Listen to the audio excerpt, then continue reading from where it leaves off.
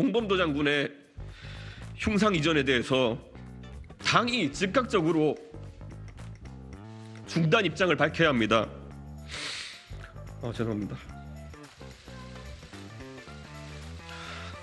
일단 저는 이준석 전 대표가 기자회견을 하는 모습을 보면서 일단 두 가지 생각이 들었는데 1번 이준석 전 대표가 우셨잖아요. 그렇죠. 근데 전 사실 지금 울어야 할 분은 이준석 전 대표가 아니라 김기현 대표라고 생각을 하거든요. 저 정도 이제 김기현 대표다. 네, 울면서 이대로 우리가 가선 안 된다라는 그 결기를 보여주셔야 될 분, 그리고 앞으로 국민의힘이 어떻게 나아가야 하는지에 대해서 정말 눈물로 호소해야 될 분은 저는 김기현 대표다. 그 윤석열 대통령 앞에서 하셔야 된다고 봅니다. 이 전 대표의 그 말씀 기자회견은 뭐 논리로만 보면 더 맞는 말씀이라고 생각해요. 결국에는 대통령께서 올바른 정치를 하시고 또 대통령께서 국민들께서 대통령을 뽑아주셨잖아요. 국민들께 대통령께서 더 사랑받을 수 있게 하려고 하는데 그 방법론에 있어서 좀 차이가 있을 뿐이지 그 전제 조건은 다 비슷한 상황이라고 생각하고요. 다만 저는 이 상황을 보면서 대통령하고 이 전 대표 두 분 모두 이준석 전 대표와 대통령 저는 감정을 좀 내려놓으셨으면 좋겠어요. 두 분 간의 사감이 있는 걸로 제가 알고 있고 한 주간 쟁점에 대한 이슈를 패널들의 직감으로 예측해보는 한판 직감, 오늘도 이 두 분과 함께합니다. 먼저 김용태 국민의힘 전 최고위원 어서 오십시오. 네, 안녕하십니까. 국민의힘 김용태입니다. 그리고 박성민 더불어민주당 전 최고위원 어서 오십시오. 네, 안녕하세요. 박성민입니다. 자 일단 국민의힘이 결국에 김기현 대표 체제로 쇄신을 추진합니다. 지금 어제는 의원총회가 있었고 당직자들이 일괄 사퇴한 가운데 오늘 6명의 임명직 지도부 인선안이 발표가 됐습니다. 그런데 민주당에서는 이제 국민들의 책임을 물은 건 대통령과 김기현 대표인데 그 실질적인 변화를 하지 않고 쇄신 없는 쇄신으로 민의를 저버렸다라는 비판을 하고 있는데 첫 번째 질문, 국민의힘 전격적인 당직 개편, 쇄신과 통합 가능할 것인가? 먼저 김용태 전 최고위원. 글쎄 뭐 제 생각은 좀 다른 것 같습니다. 그러니까 지난주에 제가 언론에서 지도부 이선 후퇴를 말씀드렸었는데 뭐 어쨌든 의원총회에서 이렇게 결정이 난 거고 그러면 좀 지켜봐야 된다는 말씀 드려야 될 것 같은데 그럼에도 불구하고 당내에 많은 우려들이 많아요. 정말 이러한 당직 개편을 통해 가지고 우리가 총선 이길 수 있겠느냐. 제가 방송 들어오기 직전까지도 많은 당원들께 문자 메시지 받았거든요. 사실 우려가 있는 것도 사실입니다. 그렇기 때문에 좀 지켜봐야 될 것 같고요. 당원들이 원하는 게 뭡니까? 김기현 대표가 물러나야 된다? 당 대표? 뭐 여러 가지가 있겠죠. 뭐 비대위로 가야 된다부터 시작해가지고 총사퇴를 주장하시는 분들 대다수인데 어쨌든 근데 의원총회에서 결정한 사항이다 보니까 좀 더 지켜봐야 될 것 같고요. 근데 보다 분명한 것은 저는 결국에 내년에 여당의 총선을 이기는 것 그리고 현실 정치 메커니즘상 내년 총선은 어쩔 수 없이 저는 당연히 대통령의 얼굴로 선거를 칠 수밖에 없다라고 생각해요. 집권 여당 입장에서는 당연히 집권 초반이고 이것은 분명한 전 자명한 사실이라고 생각하고 그렇다면 중요한 것은 우리가 어떻게 내년 총선을 이길 것이냐에 대한 것인데 저는 그러한 질문을 받을 때마다 결국에는 51%의 어벤져스를 구성해야 된다 이런 말씀 꼭 드리거든요. 51%의 어벤져스? 그러니까 뭡니까 그거? 타노스에 비견될 만한 분이 나타나셨고 타노스에 비견될 분 그 누구예요 그게? 뭐 아마 청취자 여러분들께서도 딱 한 분을 떠올리실 텐데 그분한테 우리가 총선을 질 수는 없잖아요. 그분을 막기 위해서 타노스 민주당에 있는 분을 말씀하시는 거 정확히 또 주어가 없어가지고 타노스. 마블 영화를 보면은 그 싸우다가도 캡틴 아메리카나 뭐 아이언맨이나 다 힘을 합쳐가지고 타노스에 대적하잖아요. 그럼 결과적으로 우리가 그런 연합 어벤져스를 만들어서 그 민주당에서도 이재명 대표한테 낙인 찍혀가지고 억압받는 그 비명계 인사까지도 저희가 국민의힘의 어떤 가치에 동의한다면 그런 분들까지 다 함께 갈 수 있는 그런 연합 전선을 만들어야 저희가 이길 수 있지 않나 생각되고 지금 지도부가 과연 그러한 역할을 할 수 있을까에 대한 것은 좀 지켜봐야 될 것 같아요. 비명계를 국민의힘 입당시키자는 거야? 아니면 제3지대를 만드는 거예요? 그런 게 아니라 그 정도로 우리가 그 정도로 연합 전선을 펴서 연합 전선을 피자. 연합해서 우리가 결국에는 내년 총선 이길 수 있는 방법을 가야 된다라고 저는 생각하는데 그렇습니다. 좀 지켜봐야 될 것 같습니다. 지금 굉장히 강한 어조로 또 당원들의 의견이 지금 굉장히 격앙돼 있다라는 말씀.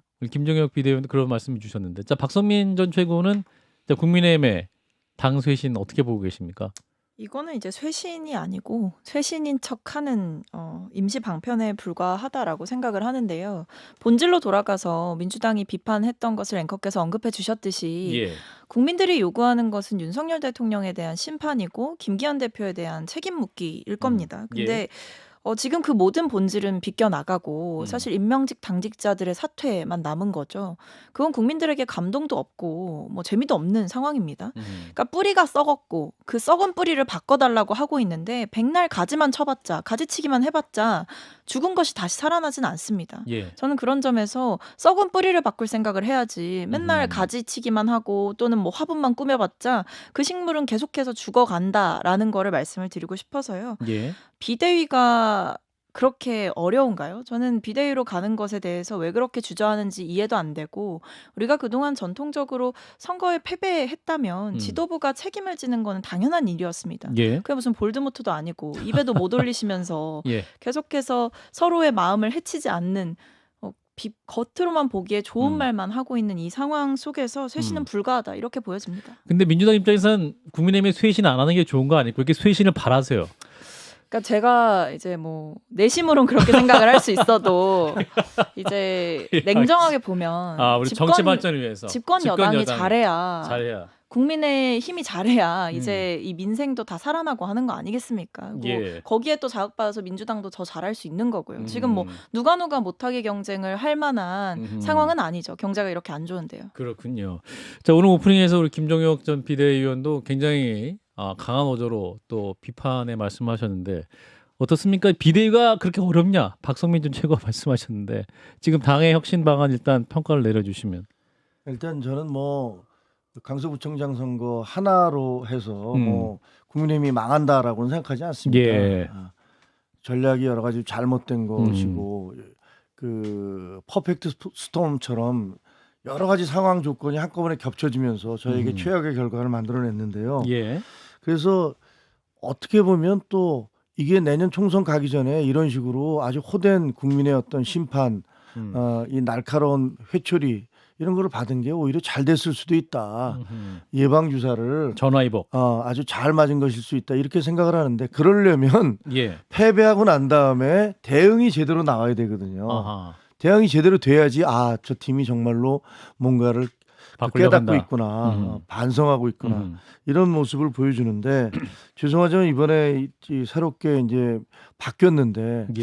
그 바뀐 변면을 보면서는 과연 국민들이 저분들이 상당히 위기감을 느끼고 바뀌고 있구나라는 생각을 할까 거기에 좀 부정적인 게 사실이에요.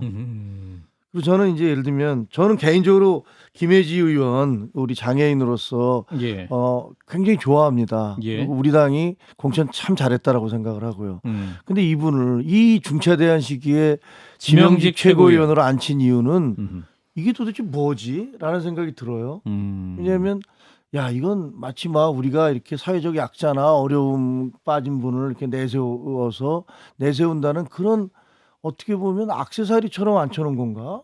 이런 생각이 들어서 오히려 불쾌하다는 느낌이 들었고요. 김혜지 의원도 그럴 것지도 모르겠다는 생각이 들고 그다음에 지금 이만희 의원 훌륭한 분이에요. 사무총장에 점잖고 신임 사무총장 경찰 출신이시잖아요. 그렇긴 하지만 지금 현재 우리가 영남당으로 가면 안 된다. 수도권의 어떤 민심이 제대로 반영돼야 된다. 이런 얘기들이 많았지 않습니까? 그런데 이게 이만희 의원으로 임명된 거 보면 글쎄 이건 무슨 계산일까? 뭐 이런 부분들에 대해서도 이해하기 어렵고 다른 분들도 별로 이렇게 흔쾌하게 정말 새 인물이시네. 그리고 이분들이 뭔가를 좀 바꾸겠네. 라는 느낌을 수도권에서 받기는 참 힘듭니다. 그래서 죄송하지만 아시다시피 저는 굉장히 강력하게 방어를 해왔습니다만 당을 그리고 저는 개인적으로는 김기현 대표가 반드시 물러나야 된다 이런 생각도 안 해요.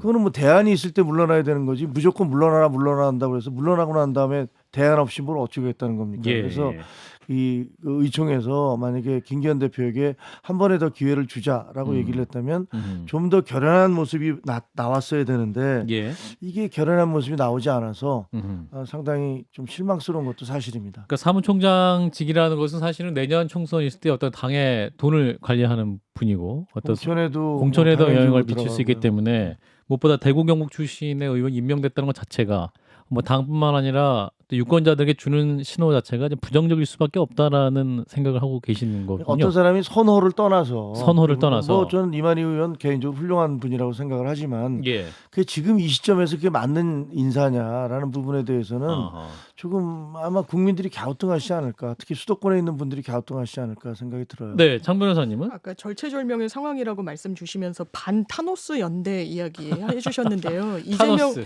아마 저는 이번 총선은 반 윤석열 연대가 제3지대에서 오히려 공고히 될 가능성이 민주당 있다고 입장에서는 생각합니다. 타노스가 윤석열 대통령입니까? 예, 그리고 그 기류를 확인했던 게 사실 강서구청장 선거였다라고 서로 타노스가 두 명이네요. 생각을 하고요. 일단은 그래가지고 지금 나온 연장선상에서 저는 이제 김기현 대표를 조금 한번 입장에서 생각을 해본다면 억울할 수 있겠다는 생각이 들어요. 왜냐하면 처음에 이 강서구청장에 김태우 후보를 내는 건 상당히 무리수라는 걸 알고 있었잖아요. 김기현 그러니까 대표도 언론에 우리 무공천 하겠다고 이야기를 했죠. 예. 동아일보 칼럼을 보면 김성애 소장님이 이 자리에서도 말씀을 하시던데 예.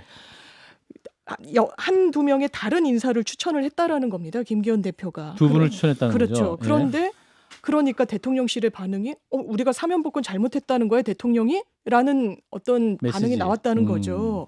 이 선거는 윤석열 대통령의 패배예요. 그리고 그 선거에서 패배한 다음에 나온 워딩이 어떻습니까? 조용한 쇄신? 이건 형용 모순입니다. 쇄신의 변혁의 변화에 어떻게 조용하고 안정적인 게 있을 수 있겠어요. 조용한이라는 말에 언론이 하이라이트를 치더라고요. 이 말인 즉슨 예. 이 책에 그대로 가기를 원하는 대통령의 의중이 실려 있는 방향이다라고 보여지는 부분이 있습니다. 그래서 더 실망스러운 거예요. 이 선거가 어떻게 김기현이라는 당대표의 패배일 수 있습니까? 윤석열이라는 대통령의 사실 참패입니다. 그렇다면 뭔가 쇄신을 할 수 있는 물꼬를 최소한 당내 인선으로라도 보여줘야 되는데 처음에는 8명 임명직만 그만두겠다라고 했었죠. 그러면서 임명직 이거에 박수칠 국민들이 누가 계셨겠어요? 존재감이 대단히 미비합니다. 죄송합니다만 윤핵관이든 뭐든 뭘로 분류되는 실세 정치인들인지는 모르겠지만 국민들의 어떤 소구력과는 먼 분들이었어요. 자리에서 물러난다고 무슨 감동이 있겠습니까? 예. 그 자리를 채워놓으신 분들도 마찬가지입니다.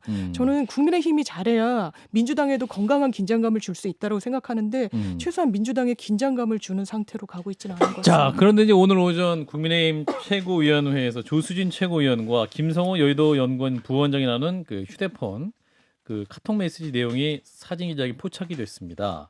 이제 그 내용을 보면 이제 화면 유튜브로 나가고 있는데 김성호 부원장이 이제 조수진 최고위원이 임명한 관련 내용을 카톡 내용으로 보내자 이제 보시면 지금도 이 대변인단 누구 이렇게 올렸죠. 그 내용을 보자 김성호 부원장이 황당하다. 김기현 대표 쫓겨나겠네. 이렇게 이제 카톡을 나눈 내용이 잡혔죠.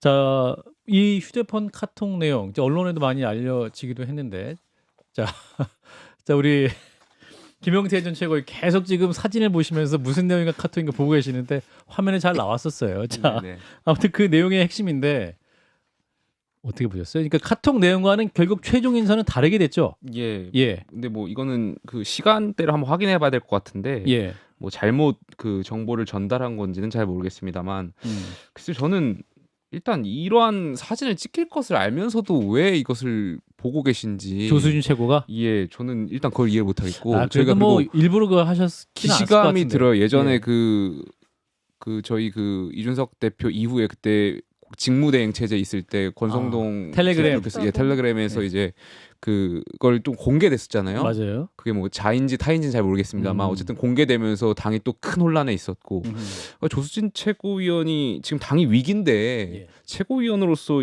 글쎄요 저는 왜 이러한 그러니까 행동에 있어서 좀 뭔가 좀 가볍게 볼 수 있는 저 카톡 내용상에는 사무총장이 박대출 정책위의장이었죠. 그래서 그 그래서- 내용 때문에 지금 김기현 대표 쫓겨나겠네 이렇게 김성호 부원장이 판단했을까요? 그럴 것 같지는 않고요. 그렇진 않습니까? 그럴 것 같지는 이 카톡 내용 가지고 뭐 확인할 수는 없을 것 같고요. 예. 하여튼 저는 뭐 적절하지 조순 최고위원에 대해서 사진 찍힌 조수진 최고가 잘못한 것이다. 그러니까 어쨌든 뭐 지금 당이 위기고 예, 당이 위기고 이게 지금 안 그래도 구설수에 오를 수 있는 그러니까요. 상황인데 예. 글쎄 저는 그래서 이해가 안 되네요. 김성호 예. 부원장은 사임 의사를 밝혔습니다. 자, 우리 김종혁 전 비대위원께서 어떻게 보세요? 이 카톡 내용이 그래도 또 당 쇄신 자체에 대해서 뭔가 부정적 메시지를 또 국민들에게 줄 수 있을까요? 아니 근데 조수진 의원이 저걸 일부러 본 게 아니고요. 제가 취재한 바로는 취재하신 바로는 조수진 의원이 7시 반에 최고회의가 열렸잖아요. 아침에? 네. 네. 그러니까 그걸 제대로 모두 발언한 거를 원고를 쓰지를 못해서 거기다가 핸드폰에다가 자기가 이렇게 써놨기 때문에 그거를 보려고 열었는데 그게 찍힌 걸로 저는 알고 있어요. 그러니까 뭐 이게 무슨 어떤 의도를 가졌다든가 그게 아니고 또 그게 이제 김성호 부원장은 본인이 부원장인데 원장이 바뀌었잖아요. 그러니까 그렇죠. 강서 지역에 살고 있고 그러니까 김성호 원장한테 아유 뭐 원장이 바뀌셨으니까 당신도 이제 사실 원장이 바뀌면 부원장도 바뀌거든요. 그러니까 이제 그런 것들을 사인을 그런 것 같다라고 이제 알려준 건데 그게 찍히는 바람에 아주 엉뚱한 해석들이 막 나오고 일부러 찍힌 거냐? 오해도 나오고, 오해도 나오고, 네, 그런 것 같아요. 근데 뭐 이게 보면 박대출 그러니까 정책위장의 사무총장설 1호 돼 있다가 바뀐 거는 아마 그게 뭔가 우여곡절이 좀 있지 않았나 싶은 생각이 듭니다. 막판에 바뀐 것 같아요. 근데 막판에 바뀐 것 같다. 네, 그 내용은 자세히 몰라서 어떤 과정이 있었는지를 제가 얘기하기는 그러네요. 김용태 전 최고는 웃고 계시는데 알고 계신 내막이 저도 잘 몰라가지고. 정말 모르십니까? 오히려 민주당이 알고 있을지도 모르겠네. 자, 박성민 전 최고위원님, 자, 이 핸드폰에 카톡이 찍힌 상황 어떻게 보고 계세요? 사실 카톡에 있는 내용이 최종으로 바뀌었잖아요. 뭐 말씀대로 이제 우여곡절이 있었나 보죠. 있었나 보다. 박대출 그 의원을 사무총장에 임명하게 되면 여러 가지 이제 구설수가 뒤따를 수 있다라는 이제 내부적인 반대가 있었겠죠. 박대출 의원께서 그동안 했던 이 정치적인 발언들을 보면 사실 꽤 수위가 높은 상당히 공격적인 뭐 문재인 정부부터 민주당까지 뭐 다 하나같이 이제 다 거론을 하시면서 굉장히 좀 어떻게 보면 사회적으로 좀 지탄받을 수 있는 그 정도 수위로 저는 그동안 좀 메시지를 많이 내셨었다라고 생각을 하거든요. 예. 그런 면에서 이것이 결국에는 쇄신하기 위한 임명이고 인사 교체라면 오히려 중도층과 합리적인 성향을 가지고 있는 무당층 이런 사람들에게 소구될 수 있는 인물이어야 된다. 그리고 특히 사무총장 같은 경우에는 공천권을 어느 정도 좀 영향을 행사할 수 있는 사람이기 때문에 예. 의원들도 여러 판단을 했을 걸로 보여요. 그래서 국민들의 뭐 시선도 아마 판단을 했을 거고 한편으로는 이 인물에 대해 제가 알지는 못합니다만 이 인물의 성향이라던가 어떤 대통령과의 관계라던가 또는 뭐 지도부에 있는 김기현 대표와의 관계 이런 여러 가지 것들을 고려해서 적절치 않다 이런 의견이 내부적으로 있지 않았을까 이런 생각이 좀 들었습니다. 뭐 제가 뭐 남의 당 일이라서 구체적으로 얘기 드리긴 좀 그렇지만. 네. 자, 이런 가운데 이제 3대 혁신 방향과 6대 실천 과제도 발표를 했습니다. 보면 이제 6대 실천 과제라면 각 혁신 기구를 출범하겠다. 총선 준비 기구도 조기 출범하겠다. 또 인재 영입위원회 구성하겠다. 당과 정부 대통령실 관계를 건강하게 하겠다. 당내 소통 강화, 신임 당직자 임명 뭐 이렇게 돼 있는데 자, 그러면 이제 무엇보다 당이 민심을 전달하는 주도적인 역할을 하겠다라고 밝혔습니다. 자, 그러면 여의도 출장소라는 오명을 벗을 수 있을까요? 김용태 최고위원. 벗어야 되죠. 벗어야 된다. 벗어야 되는데 사실 잘 모르겠어요. 벗을 수 있을지는. 왜냐하면 저희가 지난 서울시장 재보선 때 복귀해 보면은 민주당을 반면교사 삼아야 된다고 생각하거든요. 예. 그때 당시에 이제 민주당이 선거에서 지고 초선 의원 몇 분들 이제 반성문을 발표하면서 뭐 예. 조국 전 장관의 어떤 반성 그런 것을 했는데 거기서 또 조리돌림을 당하면서 뭐 다시 반성문을 회수하고 뭐 이런 해프닝이 있었어요. 결과적으로 그때 저희가 그때 민주당을 향해서 청와대 출장소냐 굉장히 강한 비판을 했었거든요. 출장소가 여러 군데서 나왔었군요. 사실 여야간에. 근데 과연 지금 우리는 이 잣대에 과연 이 비판의 잣대에 우리는 어떤가라고 봤을 때 글쎄요 이게 가능할까에 대한 의문을 갖는 게 국민적인 생각일 것 같아요. 일반적인 생각.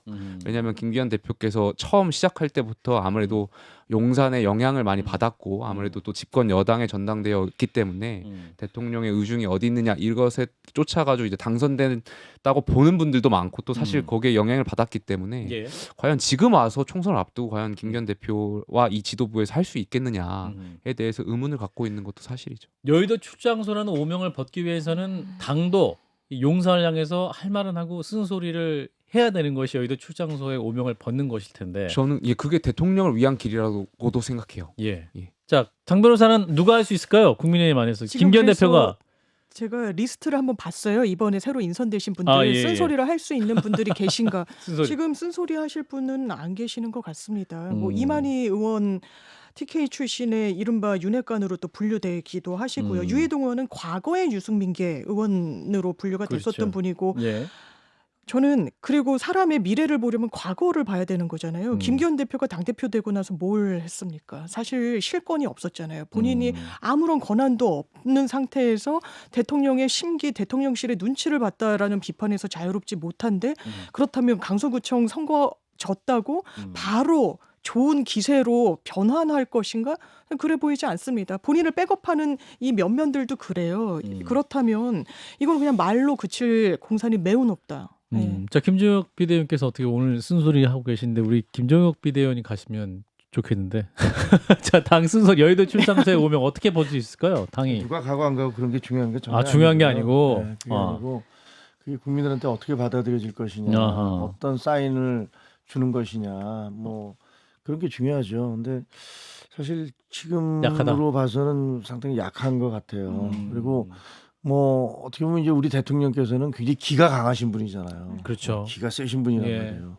그리고 거기에서 대통령이라는 자리가 주는 어떤 권위 그런 것에까지 거기가 덧붙여져 있으니까 사실은 말씀드리기가 쉽지 않아요. 그래서 어지간한 어떤 용기를 가지고 해야 돼요. 그렇지만 하지만 그래야지 당도 살고 김영태 최고가 얘기한 대로 대통령도 그걸 대통령을 위한 길이기도 그렇죠. 하단 말이에요. 그러니까 그런 면에서 볼 때 글쎄 새로운 지도부가 잘하실 수 있을까? 만약에 저는 이 부분에서는 이미 한 번 또 꺾이고 들어갔다고 생각하는데 그렇다면 지금 본인들이 말씀하셨던 뭐 혁신기구라든가 총선 준비기구라든가 그렇죠. 뭐 이런 것들에서는 또 새로운 면면으로 아하. 그래서 좀 달라지고 있나 이런 모습을 좀 보여줬으면 좋겠어요. 근데 예. 이번 인선만으로는 사실은 그렇게 칭찬받기는 좀 쉽지 않겠다라는 생각이 들어요. 네, 자 김기현 대표의 혁신안 그리고 어떤 방향, 실천 과제는 큰 주목을 언론에 받지 못한 상황에서 오늘 이분이 언론 주목을 받았습니다. 이준석 전 국민의힘 대표,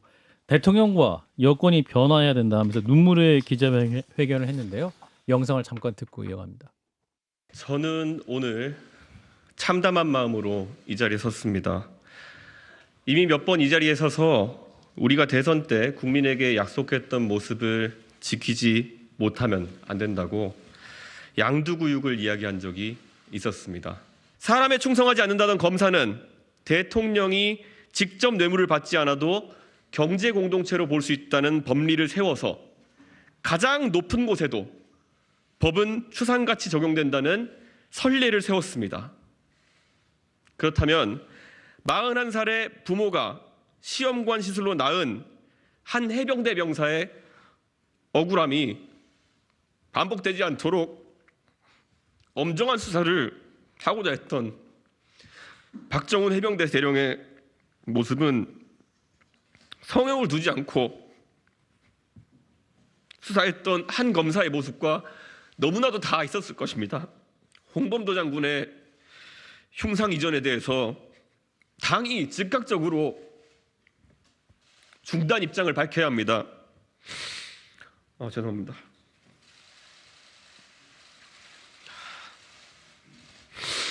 오늘 사자성어는 결자 해지입니다.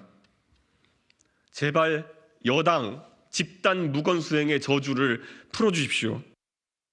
네, 자 이준석 전 국민의힘 대표의 오늘 기자회견이었고요. 자 결자 해지해야 된다. 여당의 집단 무건 수행의 저주를 풀어달라라는 것이죠. 자 결자 해제 주체는 아마도 윤석열 대통령인 것 같고 이제 무건 수행하고 일단 당에 대한 이야기인 것 같습니다. 일단 어떻게 들으셨는지 네 분 총평을 먼저 들어보면 좋을 것 같아요. 일단은 민주당 얘기부터 들어보겠습니다. 박상민 전 최고 어떻게 들으셨어요? 지금 국민의힘 분들이 힘들어하시는 것 같아서. 자. 네, 예. 참 스튜디오의 공기가 무겁네요. 예, 예. 네, 근데 일단 저는 이준석 전 대표가 기자회견을 하는 모습을 보면서 예. 일단 두 가지 생각이 들었는데 1번 이준석 전 대표가 우셨잖아요. 그렇죠. 근데 전 사실 지금 울어야 할 분은 이준석 전 대표가 아니라 김기현 대표라고 생각을 하거든요. 저 정도 이제 김기현 대표다. 네, 울면서 이대로 우리가 가선 안 된다라는 그 결기를 보여주셔야 될 분, 그리고 앞으로 국민의힘이 어떻게 나아가야 하는지에 대해서 정말 눈물로 호소해야 될 분은 저는 김기현 대표다. 그 윤석열 대통령 앞에서 하셔야 된다고 봅니다. 대통령님, 이렇게 제가 더 이상 예스맨으로 살 수 없다.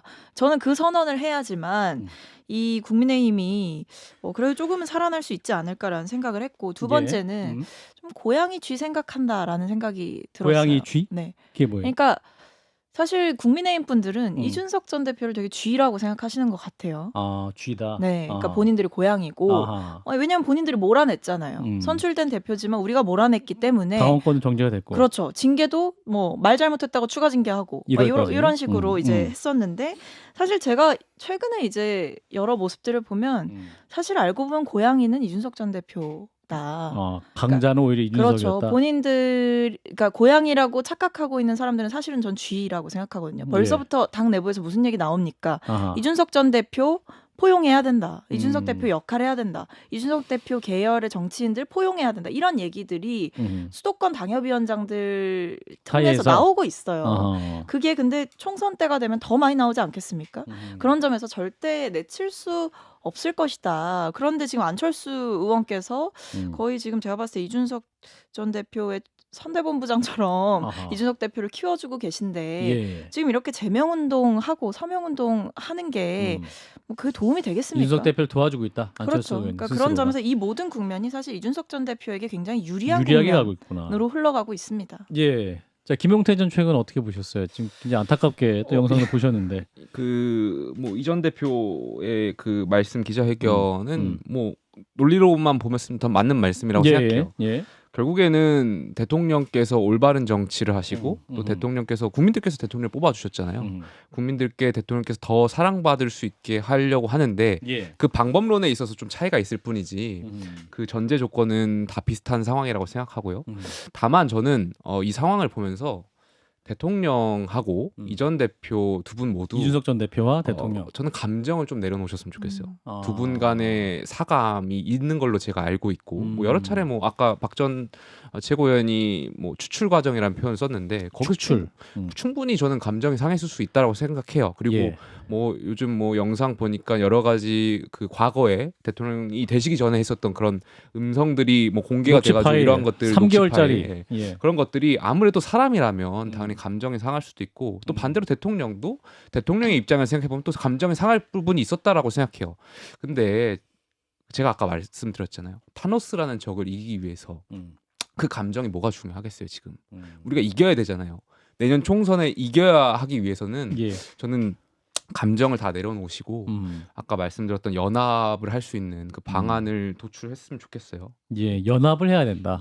대통령과 이준석 전 대표 역시 다 마음을 내려놓고. 자, 김정혁 비대위원 어떻게 보셨어요? 이준석 전 대표의 기자회견. 놀랐어요. 왜냐하면 너무 그 감상적인 내용들 그런 단어 표현들이 있어서 예를 들면 41살의 부모가 시원관 시설로 나온 한 해병대 병사의 억울함 뭐 이런 표현들은 사람들로 하여금 굉장히 감성적인 것들을 자극시키게 하는 거잖아요. 그래서 저렇게까지 감성적인 표현을 쓰는구나라고 생각을 하게 됐고, 대안을 제시할 때는 좀 냉정하고 차분한 걸로 제시를 해야 되는데 지금 여기서 오늘 보여준 것은 굉장히 정치적인 어떤 수사 같은 것들이 많이 있구나라는 느낌이 들어서 조금 갸우뚱했고요. 그리고 울 타임이 아니잖아요. 거기서 왜 울죠?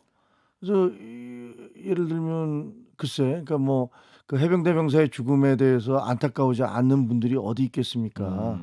그런데 지금 발표를 하면서까지 그렇게 막 그 감정이 복받칠 정도인가라는 생각은 조금 의아해서 이 자체가 무슨 나름대로 어떤 정치적인 목표를 가지고 하는 건가? 보여주기식의 의도가 있었지 않았나? 그런 의구심이 조금 들긴 했어요. 장 변호사님은? 오늘 회견의 키워드는 윤석열입니다. 본인이 대선 승리를 견인해냈고 2030 남성의 표를 가져와서 대선 승리라는 하나의 공을 세웠는데 돌아온 이 부분. 저는 최상병 사건을 이야기하는 건 상당히 이런 표현이 좀 그렇지만 전략적이었다고 생각합니다. 이건 보수에서도 원하는 이 실타래가 아니에요. 아하. 대한민국의 군 장병이 아주 어떠한 안전장치 없이 구조 작업을 하다가 사망했습니다. 예.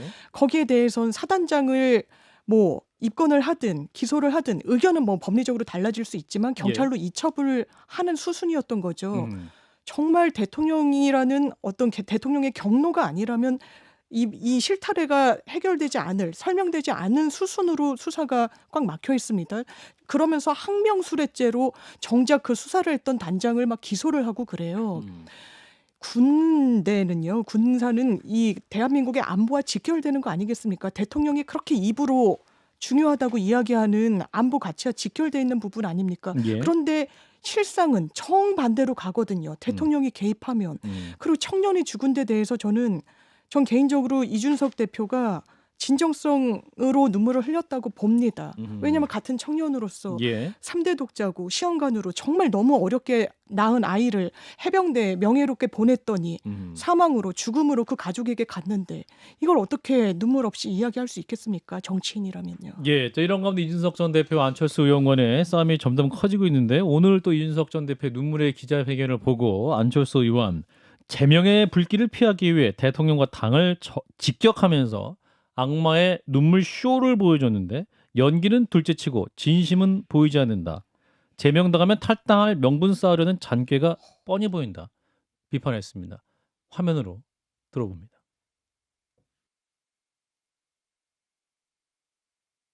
이준석 전 대표는 윤 대통령을 자기 힘으로 만들었다는 독선에 빠져 갈등을 빚다 징계를 당하고도 방송 출연을 통해 당을 비아냥거리고 조롱하면서 내부 총질만 일삼는 오만의 극치를 달리고 있습니다.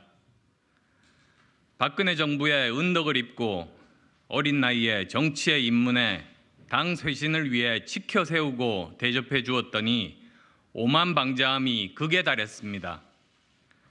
언제까지 이 응석바디가 당의 분탕질하는 것을 내버려 두시겠습니까? 지켜보고 계실 박근혜 전 대통령께서는 얼마나 마음 아파하시겠습니까? 안철수 의원께서 그 내부 총질을 고려하면서 윤리위 제소 진행하신 데는 어떻게 보시는지? 저는 아픈 사람 상대하지 않습니다. 예, 자, 안철수 의원의 발언은 이제 이준석 전 대표의 눈물의 기자회견 전에 이제 입장을 밝힌 거고 이제 쇼다라는 것은 이제 기자회견을 본 다음에 또 밝힌 입장이기도 합니다. 자, 이제 이준석 전 대표가 기자회견을 마친 후에 이제 백브리핑 기자들과의 질의에서 안철수 대표에 대해서 이제 묻는 질문에 아픈 사람은 상대 안 한다라고 이제 받아쳤는데 이 응수는 어떻게 들으셨는지 박성민 전 최고부터 말씀 주시죠. 저는 일단 안철수 의원과 이준석 전 대표 간의 그 해묵은 감정들이 많다라는 거는 예. 알고 있었지만 예. 점점 더 이게 좀 심해지는 것 같아서 보기 좀 불편합니다. 국민들 보시기에도 그렇게 적절해 보이진 네, 않습니다. 적절해 보이지 않고 특히 이런 국면, 그러니까 당내에서 반성하고 성찰하고 쇄신해야 하는 국면에서 예. 제일 꼴불견인 게 이제 집안 싸움이거든요. 그러니까 이렇게 되면 특히 안철수 의원을 보면서 저도 참 많은 생각을 했는데 강서구청장 보궐선거 참패하고 나서 나오는 메시지가 이준석 전 대표 제명하자는 겁니까? 그러니까 이분은 상황 파악을 못 하시는 거죠. 근데 제가 봤을 때 본인은 나름대로 정치적인 판단을 하셔서 용산으로 보내는 일종의 러브레터처럼 이런 것들을 지금 하고 계시다고 저는 보거든요. 안철수 의원이 그렇죠. 러브레터를 보내고 있는데 윤석열 대통령을 향한 책임론이 불거질까봐 이준석 전 대표를 방패막이로 내세우려고 하는 걸로 보여요. 아하. 본인의 감정도 섞여 있겠지만. 예. 근데 문제는 지금 이걸 바라보고 있는 국민들의 심정이 어떠실까? 안철수 의원께서 방금 기자회견하면서 그 지켜보고 있는 박근혜 전 대통령이 얼마나 마음이 아프겠냐 이런 얘기를 이제 이준석 대표를 향해 했잖아요. 예. 그러니까 지금 박근혜 전 대통령의 마음을 걱정할 때가 아니라 지금 이번에 국민의힘을 지켜보고 또 심판한 국민들의 마음이 얼마나 아플지부터 먼저 생각을 해보셔라 이렇게 말씀드리고 싶습니다. 예. 근데 또 이제 안철수 의원이 또 이제 이준석 대표를 향해서 응석바지다 또 이렇게 또 말을 해서 이준석 전 대표 입장에서는 그 안철수 의원의 비판 자체가 굉장히 또 불편하게 됐을 수도 있을 것 같아요. 서로 이제 설전을 주고받다 보니까. 자, 김용태 전 최고는 어떻게 보셨어요? 저도 잘 안 되는 부분인데 제가 예. 드리고 싶었던 말씀 아까랑 비슷한 말씀인데 저는 지도자가 되시려는 분들이 예. 감정적인 부분을 좀 내려놨으면 좋겠어요. 그러니까 우리 국민들은 좀 음. 성숙한 정치인들 원할 것 같아요. 근데 지금 안철수 의원께서 우리 당의 어쨌든 대선 그 과정에서 굉장히 역할을 하셨던 분인데 예. 이 재보궐에 대한 원인을 이준석 전 대표한테 몰아가는 그 과정이 그래서 저는 감정적이라고밖에 안 보여요. 아하. 그래가지고 안철수 의원도 어른이시잖아요. 그러니까 이러한 부분을 글쎄요 저는 좀 지양하셨으면 좋겠고 그래서 어떤 분이 오늘 이렇게 표현을 하더라고요. 진보 정당에서 시작하셨던 안철수 의원이 극우 전사가 되신 것 같다. 아하. 그래서 저는 좀 사안을 좀 폭넓게 보셨으면 좋겠고 박성민 전 최고 얘기했던 것처럼 결과적으로 용산을 향해서 내가 이준석 전 대표를 공격해서 뭔가 좀 뭐 내년 총선에 어떤 역할을 해보려고 본인의 공천이 될 수도 있고 뭐 그런 것을 어필하려고자 좀 재물로서 이준석 전 대표를 이용하는 것 같아가지고 아하.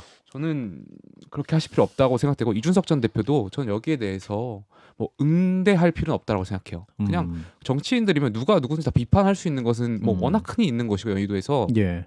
그냥 서로가 서로를 그냥 이준석 전 대표도 안철수 의원을 그냥 무시하시면 된다. 그러니까 여기에 대해서 계속 응대하고 하다 보면 이게 결과적으로 국민들이 보시기에 또 계속 집권 이게 또 여당이 중계가 되기 때문에 예. 언론을 통해 여기서 끊었으면 좋겠어요. 예. 김정욱 비대위는 어떻게 보셨어요?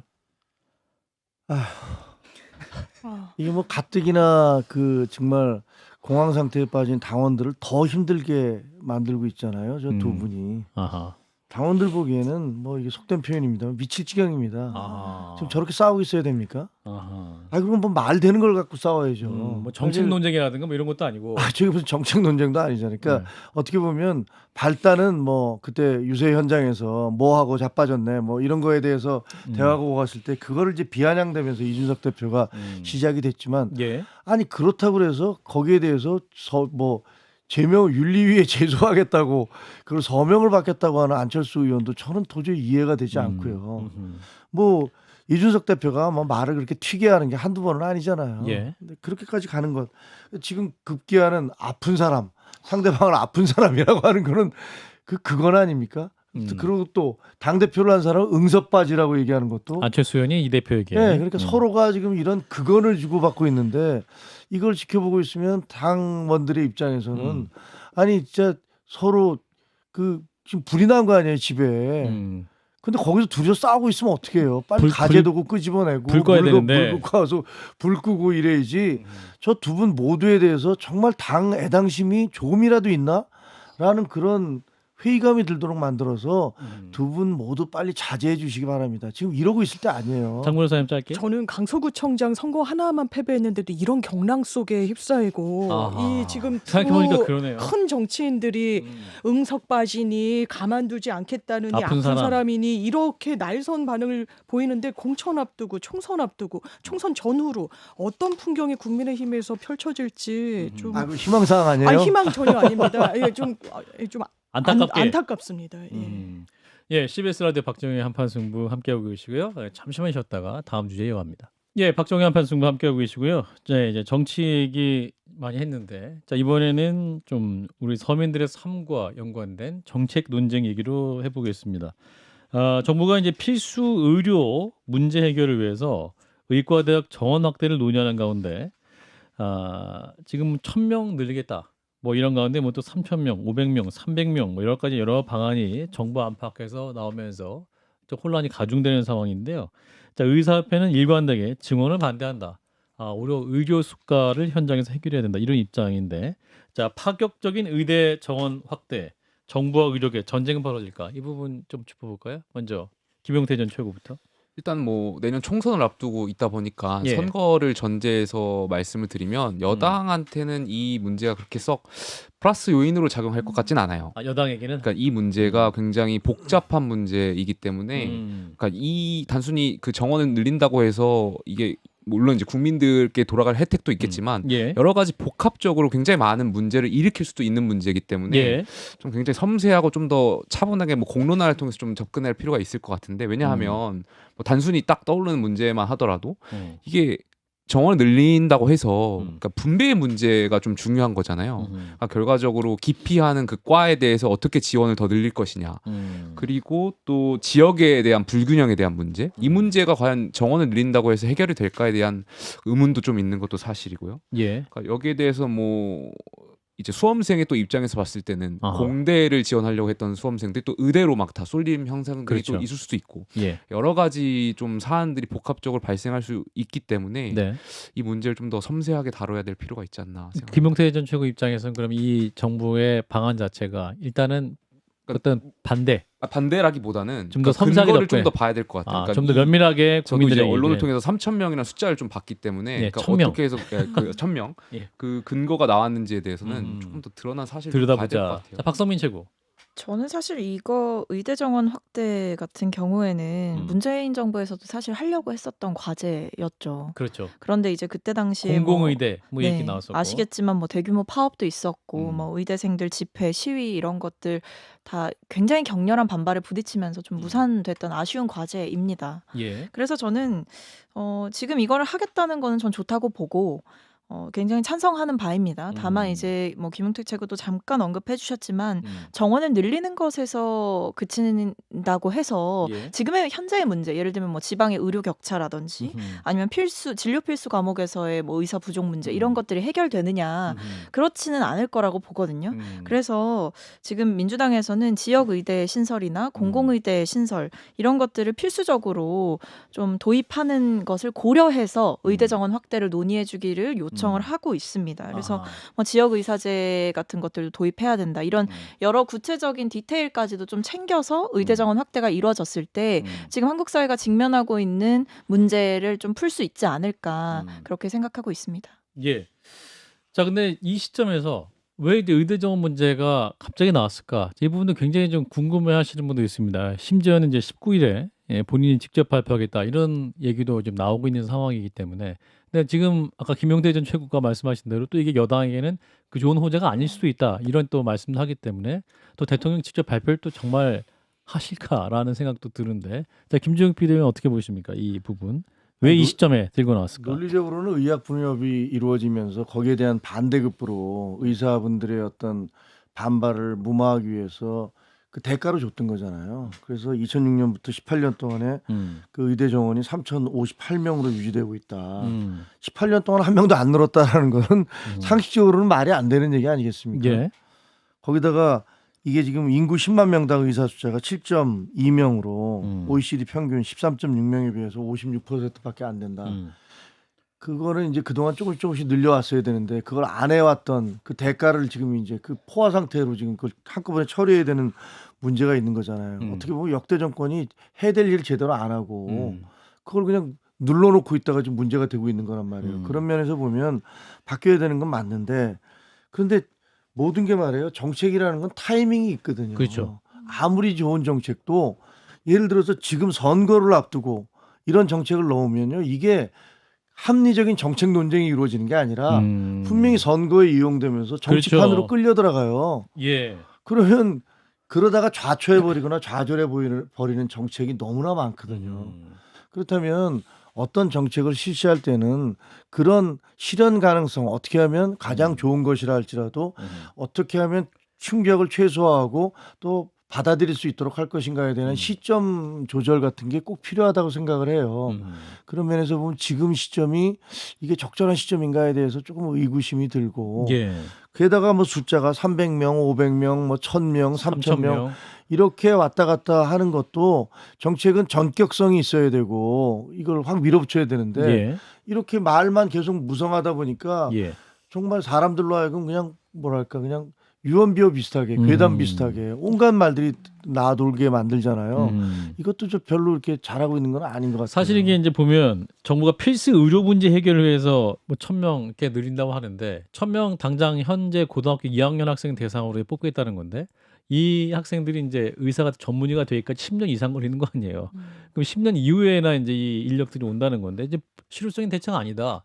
의료 현장은 지금 의료 수가부터 해결해라. 뭐 이런 얘기하고 있는 거 아닙니까? 장 변호사님? 그런데 저는 윤석열 대통령에게 기대하는 국민들의 어떤 기대치는 뭐 정교한 정책을 입안하거나 하는 건 아니지만 뚝심 있게 밀어붙일 수 있는 그런 이미지가 있잖아요. 그렇죠. 전 이 부분과 관련해서 당장의 표셈법으로 보자면 의사직역, 의료직역에서는 반대하겠죠. 원래 윤석열 대통령 지지하던 분들이 철회하겠죠. 예. 그렇지만 그 반대로 이득을 얻는 분들이 윤석열 대통령 지지로 돌아서진 않을 수 있겠지만 저는 이 부분을 대통령이 실제로 공약이 아니라 이 정책을 발표하고 한다면 예. 굉장히 많은 분들이 좋게 평가하실 거라는 생각이 듭니다. 아, 과거 정부에서도 참아하지 못했던 거예요. 아하. 그 반발이 두렵고 예. 저어돼서 표셈법을 하고 근데 윤석열 대통령은 왠지 이런 부분을 또 할 수 있을 거라는 부분이 저는 긍정적으로도 할 수 있고 지금은 이제 역치에 왔다고 봅니다.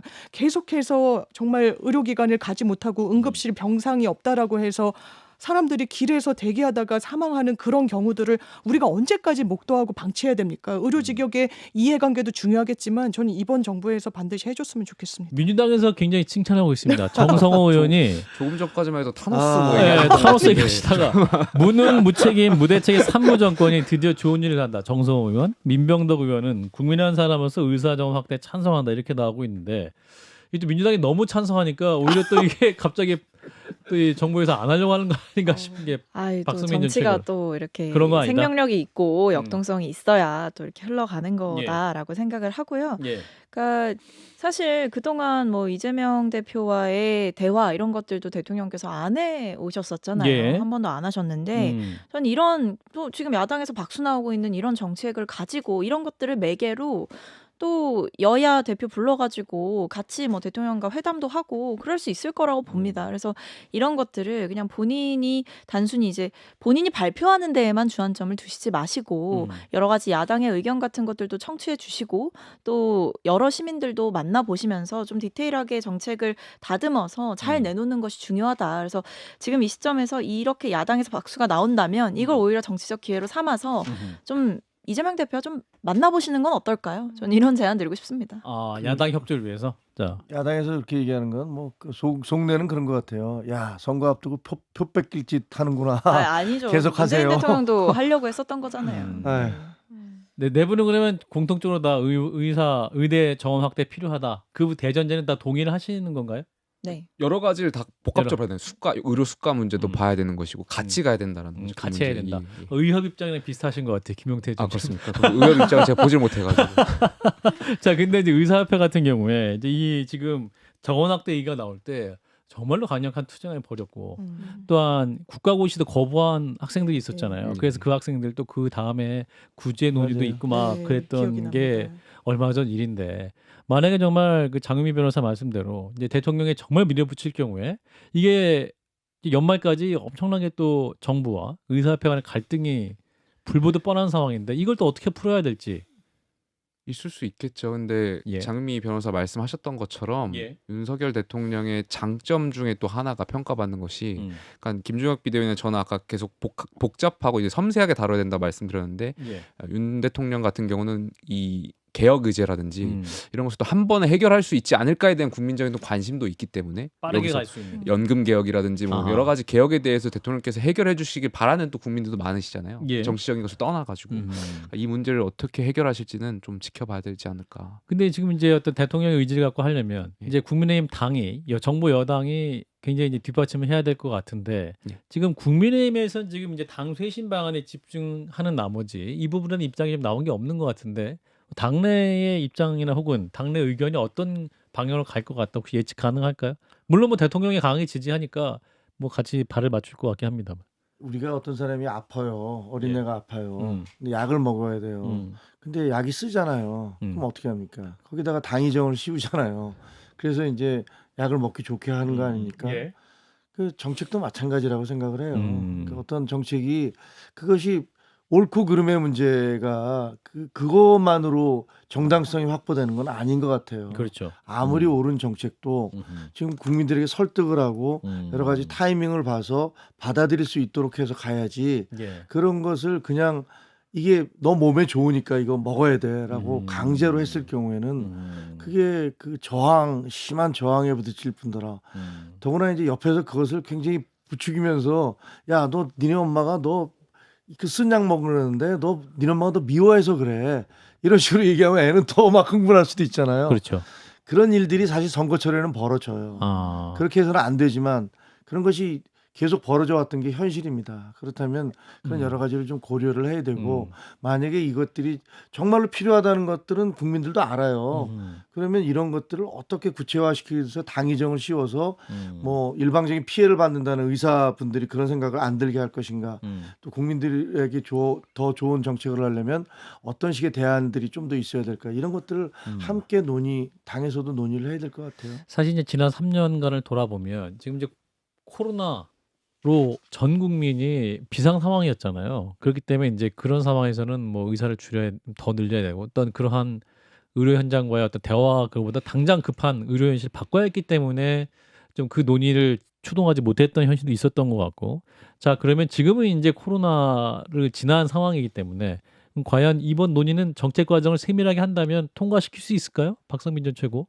저는 해볼 수 있다고 생각하고 해야 하는 과제다라고 생각을 합니다. 사실 뭐 앵커께서 짚어주신 대로 당시에 이제 코로나 시기 때 이것을 추진하려고 하다 보니까 뭐 의사들의 역할이 너무나 중요한 시점이었기 때문에 여러 면에서 반대가 부딪혔을 때 그것을 뚫고 나갈 만한 힘이 사실은 없었어요. 왜냐하면 그 코로나 때문에 이제 고통받는 국민들의 현실이 있었기 때문에 마냥 이제 문정부도 계속해서 밀어붙일 수는 없는 형국이었고 하지만 지금은 상황이 많이 달라졌고 최근에 뭐 여러 가지 이제 의료 문제에 대한 이제 국민들의 여론도 저는 어느 정도 올라왔다고 생각합니다. 실제로 뭐 필수 진료 과목 같은 경우에도 많은 국민들이 좀 우려하고 있고 지방에서는 그런 목소리가 더 커지고 있는 상황이다 보니 저는 지금은 충분히 이것을 해볼 만하다. 다만 이제 뭐 의협이나 이런 쪽에서 총력 저지를 하겠다 이런 입장이 또 나오고 있는 상황이다 보니 이때부터는 진짜 대통령실의 역량이 되게 중요한 시점이죠. 네,